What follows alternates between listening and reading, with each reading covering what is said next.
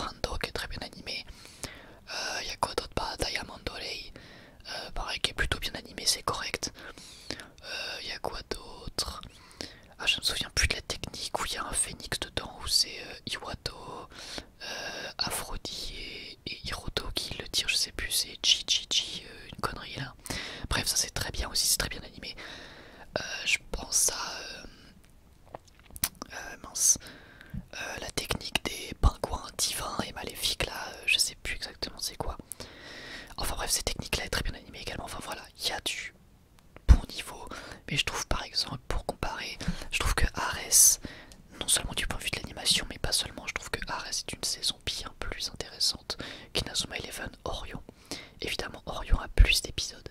Donc ça peut aussi s'expliquer. Mais moi j'ai bien plus kiffé Ares que Orion. Et je sais que pour la plupart c'est l'inverse. Mais alors moi je préfère 10 fois plus Ares que Orion. Ensuite le scénario est plutôt intéressant. Très sincèrement j'ai trouvé qu'il y avait de super bonnes idées. Et des choses qu'on n'avait pas trop vues dans Inazuma. Même si on sent qu'ils ont quand même du mal à se détacher de ce qu'on a déjà pu voir dans l'animé. Hein. Par exemple, après ça pose pas spécialement problème, mais par exemple Ichiyoshi avec sa double personnalité, c'est quelque chose qu'on a déjà vu. Pour autant je trouve ça très intéressant et même plus intéressant encore que Shaun Frost qui avait cette double personnalité également. D'ailleurs je vais revenir sur un point, il y a pas mal de références à l'animé d'origine dans Ares et Orion et ça fait grave plaisir. Ça c'est un très bon point positif. Excusez-moi j'ai touché le micro, j'espère que ça n'a pas fait trop de bruit. Ça c'est un très bon point positif, je trouve qu'il y a pas mal de références pour les anciens et donc ça fait plaisir parce que ça ne cache pas du tout, c'est pas du tout forcé et ça fait vraiment plaisir. Du coup je pense à ça parce que Shaun Frost à un moment quand on lui parle de personnalité, de double personnalité pardon, avec Ichiyoshi, c'est lui qui va être le premier à poser la question de tiens c'est quoi, expliquez-nous en détail etc. C'est très malin, c'est très bien de le faire. On a pareil un moment avec Tatsuya qui s'appelle maintenant, mais Hiroto il s'appelait avant. Bah Hiroto Tatsuya tout simplement. Donc Xavier en français qui lui aussi a le droit à sa petite référence à l'anime original. Et il y en a comme ça pas mal. Faut essayer de les retrouver, c'est vachement intéressant. Et c'est super agréable, mais sinon on va revenir sur le scénario. Je trouve que globalement c'est peut-être pas assez exploité, surtout c'est trop inégal. C'est-à-dire que je trouve que le rythme est pas ouf. Dans le sens où des fois on sait plus trop où on en est avec le scénario et autant des fois ça va très vite, des fois ça va pas assez vite. Bref, j'aurais un peu du mal à expliquer, à retrouver des scènes en particulier, mais c'est un ressenti global.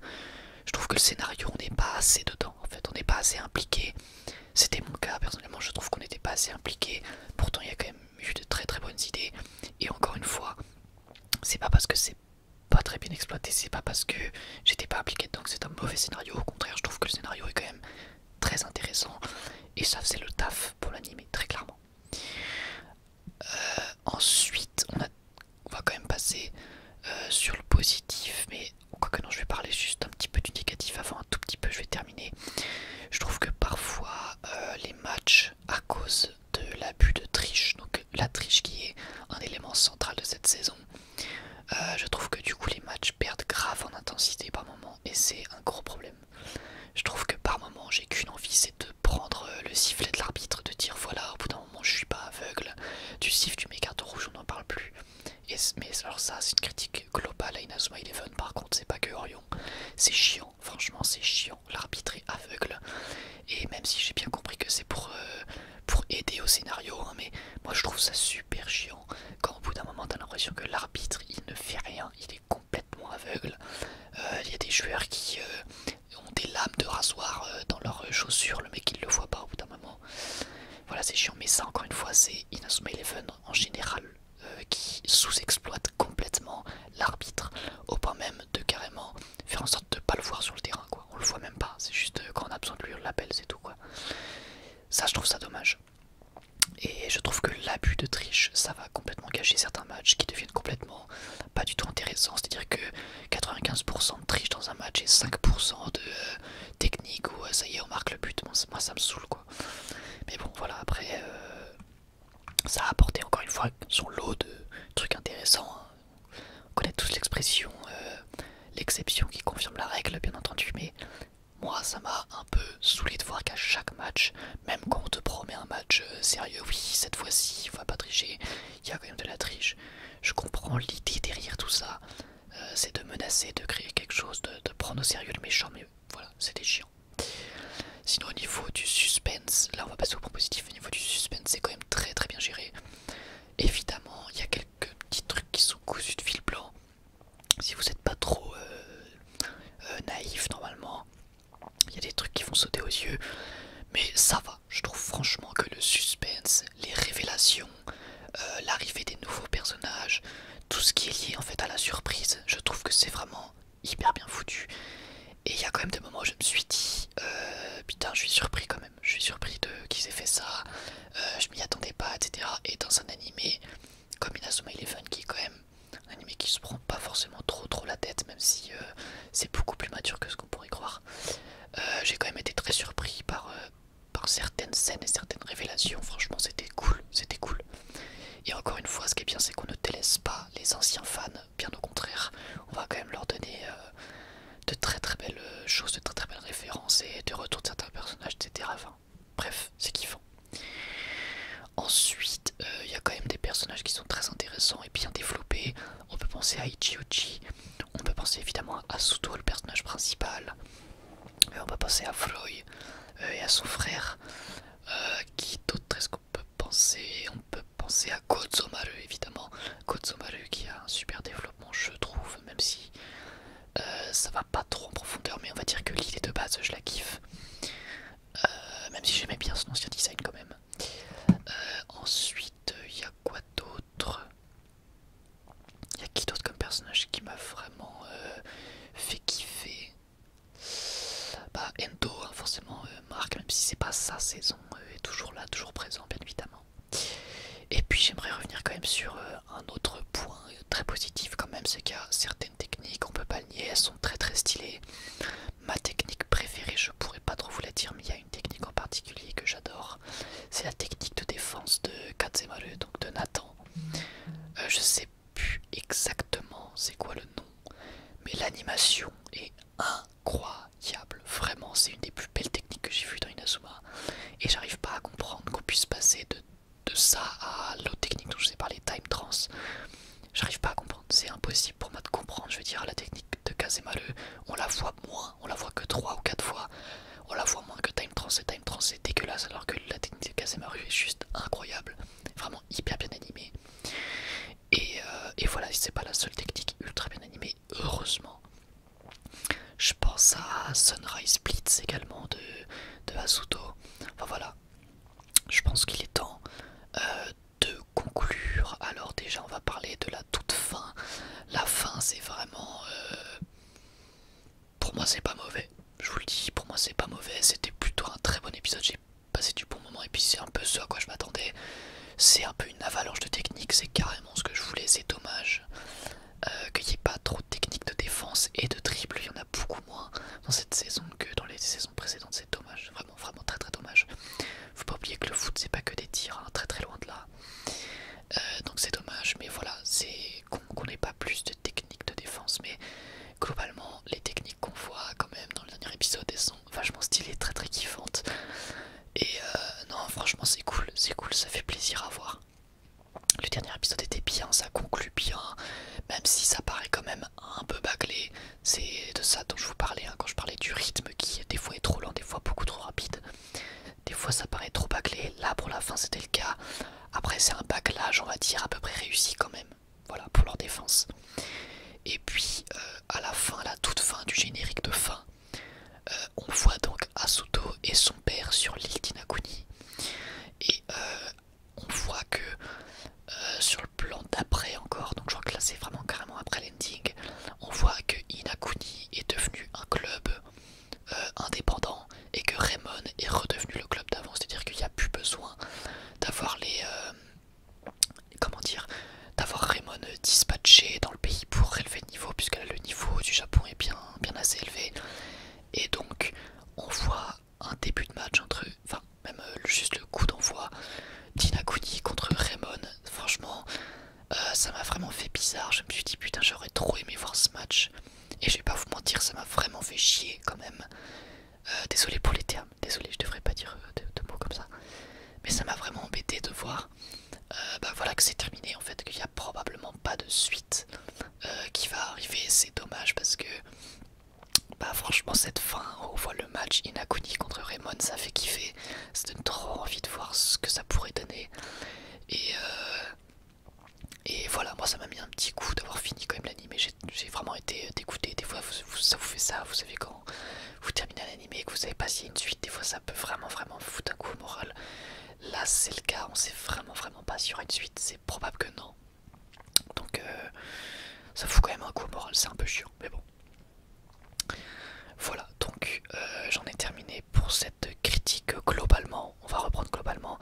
c'est pas une mauvaise saison, c'est une bonne saison, j'ai kiffé regarder cette saison. Hop, désolé pour la petite téléphone. J'ai kiffé regarder cette saison, c'était qualitatif, ça a des défauts que j'ai pu citer, mais ça reste du Inazuma, ça reste quand même de bonne qualité. Et puis voilà, tout simplement, j'ai